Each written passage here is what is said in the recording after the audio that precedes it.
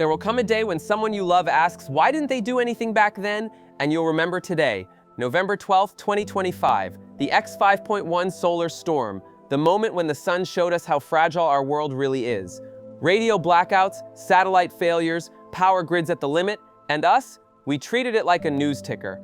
I'm telling you this story today so one day you can say, I understood, before it was too late. September 1859. People wake up to see auroras over Cuba, Hawaii, Rome, the world glowing bright enough at midnight to read a newspaper, telegraph operators getting electric shocks, papers catching fire. The Carrington Event, the most powerful solar eruption in recorded history, and almost nobody cared, because in 1859, we had no satellites, no GPS, no power grids. We were vulnerable, but didn't know it.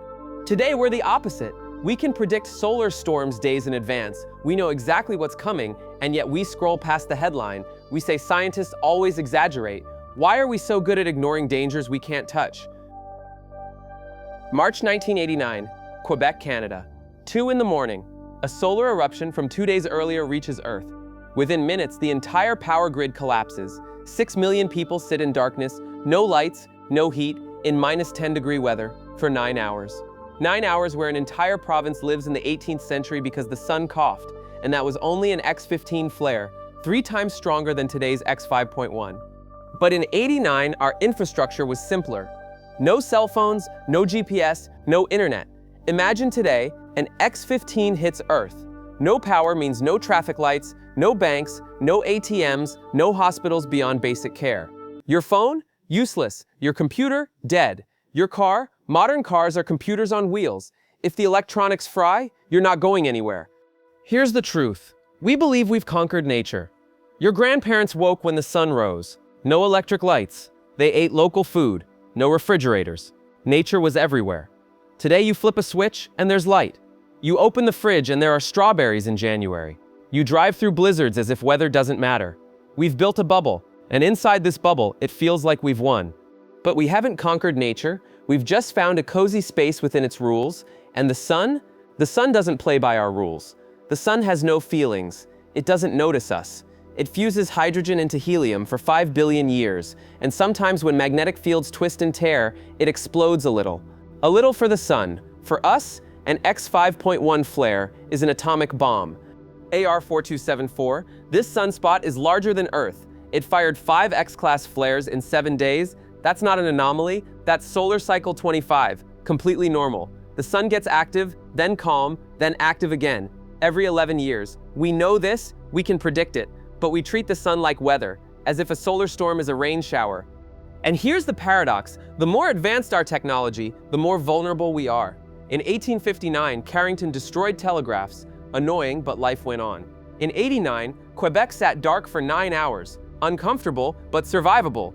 Today, we're so embedded in technology we don't realize our dependence. Your refrigerator connects to the internet. Your car talks to satellites. Your pacemaker is a computer. Your money exists only on servers. We've built a system that only works if everything works. That's the opposite of resilience. Our modern world is a house of cards. Everything's connected. When one card falls, they all fall. Scientists from NASA and NOAA calculated what would happen if a Carrington-level event hit today. Trillions in damage. Power outages lasting months. Dead satellites nobody can repair. No GPS. How many planes navigate with GPS? How many trucks deliver your food? We could prepare, harden power grids, build shielded satellites, stock transformers, but we don't invest the money. Why? Because solar storms feel rare enough that we think they won't affect us. Carrington was 160 years ago. Quebec was 36 years ago. That feels like history. We think it can't happen to us. But scientists say there's a 10 to 12% chance of a Carrington-level event in the next 10 years. Would you board a plane with a 10% crash chance? No, but with the sun we say, that won't happen. Until it does. The X5.1 today? That's not the catastrophe. That's the smoke alarm. NOAA gave us 84 hours warning. We know what's coming. That's like looking into the future. But what do? We treat it like a weather report. We scroll on. We don't prepare.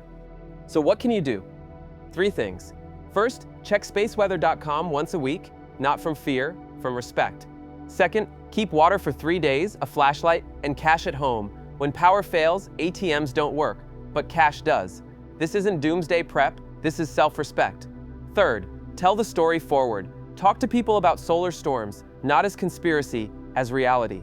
The greatest threat isn't that the sun attacks us, the sun is indifferent. The threat is that we look away.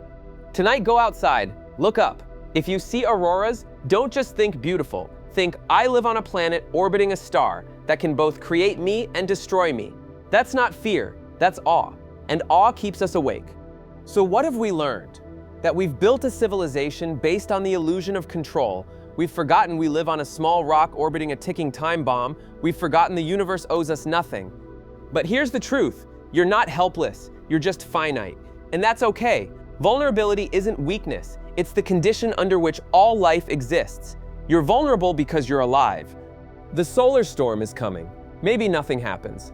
Maybe Europe glows green tonight. Maybe in 20 years a Carrington Event changes everything. And we'll ask why we didn't act when we had time.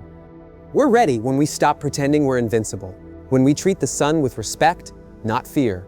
Respect, humility, understanding we're guests in a universe older and bigger than we can imagine.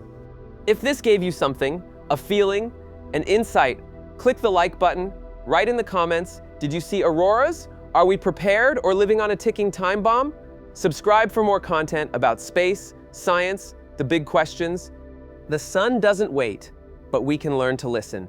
Thank you for being here. Look up tonight. You're made of stardust. The atoms in your body were once in a star that exploded billions of years ago. You are the universe observing itself. That's the greatest wonder of all. Until next time,